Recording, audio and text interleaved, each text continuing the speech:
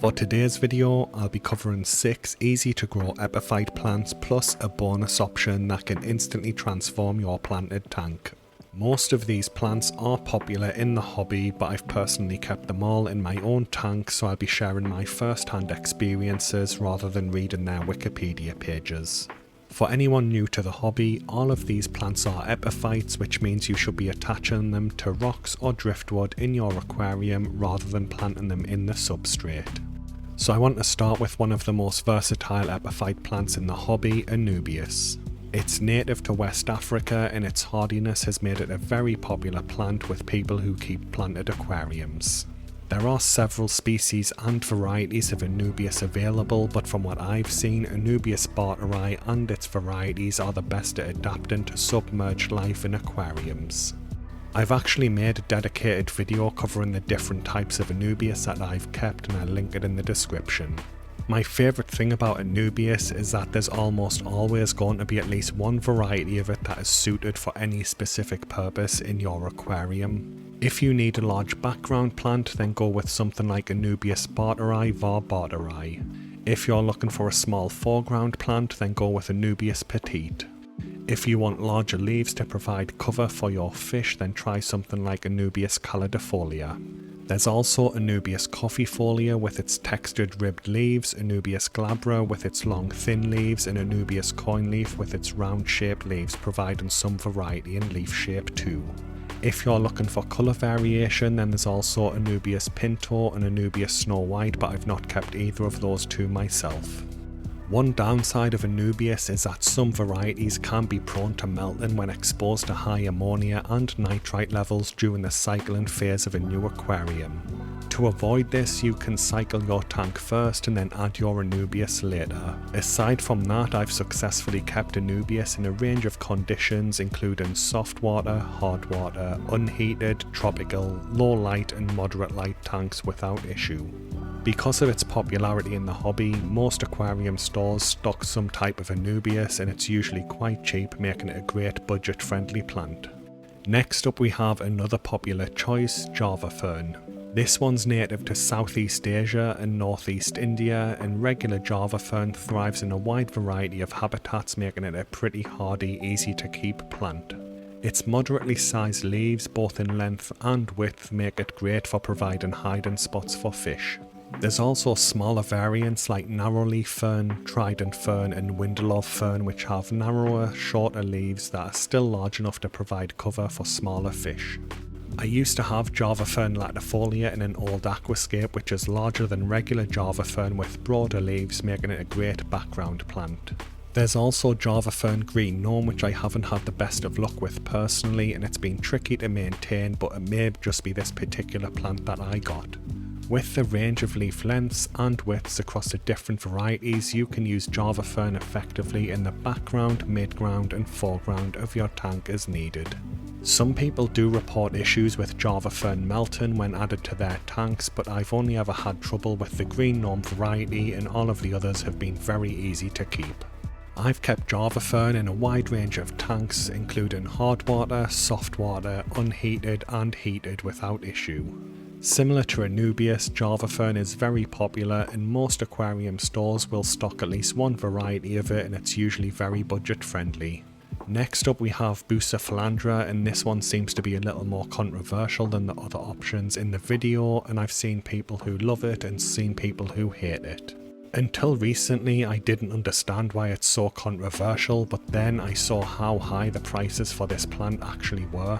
For example, in Australia it's around 5 times more expensive than here in the UK, and you actually get around 1/5 of the plant mass for your money. Bucephalandra is endemic to Borneo, with all of its varieties originating from that one island. Unfortunately, some types of bucephalandra are becoming endangered due to their slow growth rate and overharvesting. There are some cheaper varieties available like Bus Kedagang, Bus Theogreen and Bus Sintang, which are usually priced around the same price points as Anubias and Java fern here in the UK. There's also a lot of rarer collector variants such as Bucephalandra Brownie Ghost 2011, which can be very expensive. To my knowledge, all varieties of Bucephalandra stay a lot shorter than Java Fern and a lot of Anubias varieties, making them ideal for foreground plants or detail and hardscape in large clusters. Bucephalandra also comes in a wide range of colours, starting with the standard greens and then going through to the browns and reds that are easy to find, and then there are some rarer varieties that can develop a blue or even purple hue in the right conditions. I have seen some people report issues with Bucephalandra melting in their tanks, but I found it to be a very hardy and easy to care for plant. I did have some problems with my Bucephalandra Red Scorpio, but I honestly think I just used too much glue when I mounted it to my lava rock, so avoid making this mistake in your own tanks. Next up we have Bulbitis heduloti, and I don't currently have this in any of my tanks, but I did have it in one of my old 29-gallon aquascapes. This plant originates from Africa and it covers a huge area in various conditions, and it usually is pretty hardy. I have seen some plant nurseries list this as a medium difficulty plant, but I personally kept it in a soft water, low light tank without CO2 injection or liquid fertilization, and it absolutely thrived. It ended up doing so well that it actually started to take over the tank, as this thing can quickly get over 30 centimeters or 12 inches in length. Due to this, I would usually lean more towards keeping this in the background or mid-ground of larger tanks, but you can keep it in smaller tanks if you're happy to trim it on a semi-regular basis. The only time I personally had melt issues with this plant was when I dosed Seachem Prime on it to try and treat a blackbeard algae issue, but other than that it was very easy to keep. The popularity of Bulbitis heduloti does seem to be increasing, so it's getting easier to find in shops and it's only a little bit more expensive than Java Fern. Next up we have moss, which is an underrated epiphyte plant for aquariums, especially if you're keeping shrimp. Shrimp love grazing on the algae and biofilm that grows on moss, making it an excellent addition to any tank that'll have any variety of shrimp in it. There are a lot of different varieties of moss in the hobby, and I've only personally kept Java moss, Taiwan moss and Christmas moss. Aquascapers often use moss in clumps to detail hardscape, and when done correctly this can look amazing. Personally, I usually use moss as more of a practical plant to provide grazing areas for my shrimp, so I place it in well lit areas of the tank to encourage the growth of algae and biofilm for the shrimp to feed on. Java moss and Taiwan moss can grow surprisingly fast in optimal conditions, which means you may need to trim them more than you expected. On the flip side of that, Christmas moss tends to be a far slower grower, reducing the amount of maintenance it requires. Taiwan moss and Christmas moss both have a similar structure to their leaf pattern, and it does catch the eye and adds a unique texture and look to your aquarium. One downside of moss is that unlike the other epiphytes featured in this video that float when trimmed, moss tends to sink and it can be tricky to get it all out of your aquarium and prevent it attaching to hardscape in other areas and growing out. In my experience, moss is very hardy and easy to keep. I've personally kept it in hard water, soft water, unheated, heated, low light and moderate light tanks without issue. I currently have some Java moss in a shrimp breeding tub that is currently dosed with 2 ppm of ammonia to cycle it, and the moss isn't having any issues.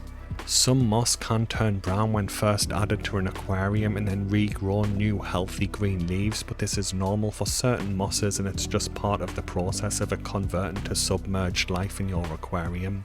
Thankfully, moss is very popular in the hobby, making it easy to find in shops, and it's usually very cheap. Next up we have liverwort, and this one is specifically Monoselenium tenerum from Asia, but the Pellia genus is also quite popular in the hobby. I know that this looks similar to Suswasatang, but there are different plants, with Monoselenium being a liverwort and Suswasatang being a type of fern. Despite their differences, they can serve similar purposes in both aquascaping and shrimp keeping. I decided to try Monoselenium in one of my shrimp tanks to see if it could work as a grazing surface similar to moss. So far it has been a little hit and miss, but my shrimp are gradually warming up to it as the plant grows out and offers more surface area for algae and biofilm to grow.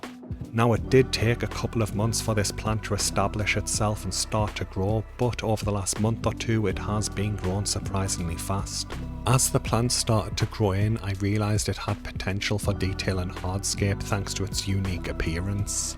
By chance I saw monoselenium used in this way in a display tank down at Horizon Aquatics last month, and I definitely want to try something similar in one of my own tanks in the future.